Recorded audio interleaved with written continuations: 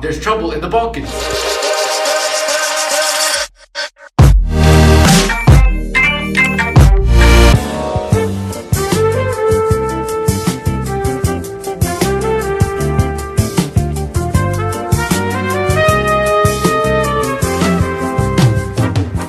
Anyone who knows anything about European history knows about the Great Crisis in the Balkans. Well, mostly everyone. In this episode of Between Two Things, we're going to fill you in on all there is to know about Prague Spring in Hungary, the Civil War in Yugoslavia, and the establishment of new states, and Milosevic. So how exactly did the crisis start? Well, the development of the new states led to a quest for independent rule. You're right. The new states gave minorities more power, and new national movements also emerged. Strong pressures towards centralization and toward the strengthening of executives as opposed to legislative powers created even more problems in the Balkans. That's enough talk about the political side.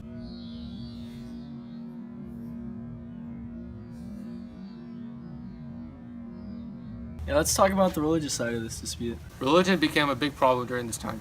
Different states were created based on religious minorities, thus creating division. Further ethnic relocations and atrocities perpetrated by both Ottoman forces and Christian rebels occurred during this time of the process of liberation, and after the creation of the nation states, Muslims left in large numbers.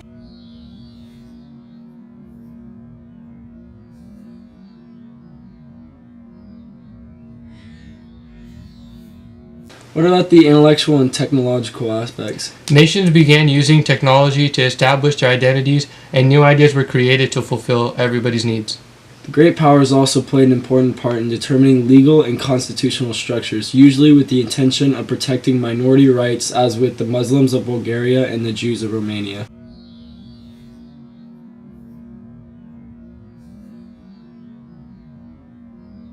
Okay, but wait a second. Who was Slobodan Milosevic, and what did he have to do with what was happening? Slobodan Milosevic was a Yugoslav and Serbian politician who was the president of Serbia from 1989 to 1997. He later became president of the Federal Republic of Yugoslavia from 1997 to 2000. Oh, I remember now. Didn't he also lead the Socialist Party of Serbia from its foundation in 1990 and introduce a populist style to Serbia? Yep, that's him.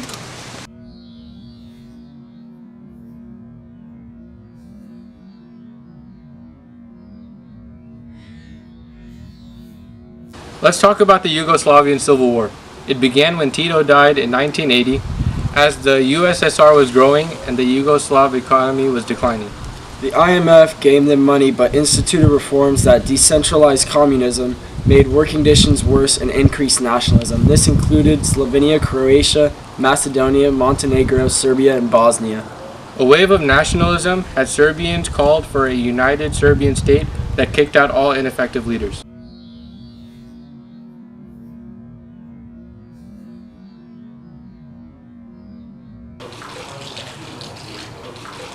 How did Prague Springs in Hungary have anything to do with what was going on? It was based around Alexander Dubček, the leader of Czechoslovakia. He wanted to democratize the nation and wanted less Soviet influence on the nation's affairs.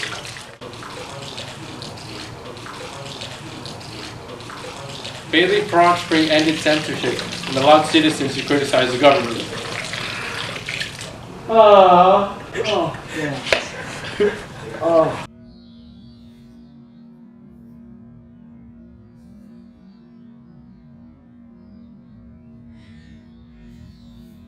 Declarations of independence from Bosnia, Croatia, Czechoslovakia, Montenegro, Macedonia, and Slovenia caused Serbia to be the only one left in Yugoslavia, ending the Yugoslavian Civil War. Further ethnic relocations and atrocities were... I said it right! What is the word? Based on religious minorities, thus creating... Stop smiling! I'm not doing anything! Traded by both... Okay, well now we can see how this stuff. So they look at the camera, kind of. Important part. Sorry, see, this is amateur. This is amateur hour. Okay, but wait a second. Who was Slobodan Milosevic? There you go. Okay, but wait a second. Who was Slobodan Milosevic, and what did he have to do with what was happening? Slobodan Milosevic was a Yugoslav. From Bosnia, Croatia, Czechoslovakia, Montenegro, Macedonia, and Slovenia. Yeah, look this way. Look this way. I'm not letting you out till we finish this. Okay, I'm going. Move back. I can't. you mean move back? Back, I can't. How did Prague Spring in Hungary have anything? Why are you laughing? Why are you laughing? Where do I put my hands? That's kind of weird. On his shoulder. On his shoulder. Oh no, alright. Yeah, hug it. Yeah. This hand here. No, put that man in your pocket. I'm gonna put it in my pocket. Yeah, that's good.